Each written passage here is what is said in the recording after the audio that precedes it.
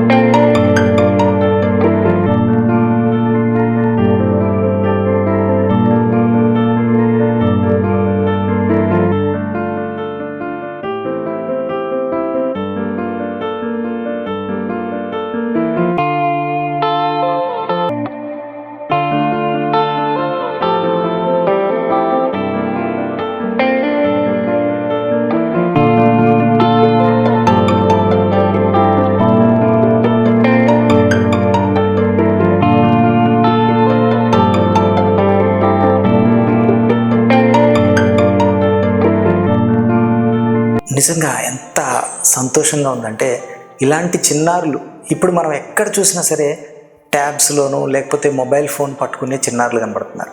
కానీ ఈ చిన్నారులు స్వామియే శరణమయ్యప్ప, స్వామియే శరణమయ్యప్ప అంటూ పాదయాత్ర చేస్తూ 580 కిలోమీటర్లు పాదయాత్ర అంటే అది మామూలు విషయం కాదు. నిజంగా చిన్నారుల ధైర్యానికి హ్యాట్స్ ఆఫ్ చెప్పాలి. వారిని కన్న తల్లిదండ్రులు నిజంగా అభినందనీయులు. ఆ చిన్నారుల పాదయాత్ర నిర్విఘ్నంగా సాగిపోవాలని మనం అందరం కోరుకుంటూ, ఆ స్వామి అయ్యప్ప ధర్మశాస్త్ర ఆశీస్సులు ఆ చిన్నారులకు కలగాలని మనం ప్రార్థిద్దాం. ఇలాంటి ఎన్నో ఆధ్యాత్మిక విషయాల గురించి మీరు మన శ్రీరస్తు టీవీని సబ్స్క్రైబ్ చేసుకోండి. మరిన్ని మంచి మంచి వీడియోలతో, మరిన్ని మంచి మంచి కంటెంట్తో మీ ముందుకు రావడానికి ప్రయత్నం చేస్తాను. నమస్తే. స్వామియే శరణమయ్యప్ప.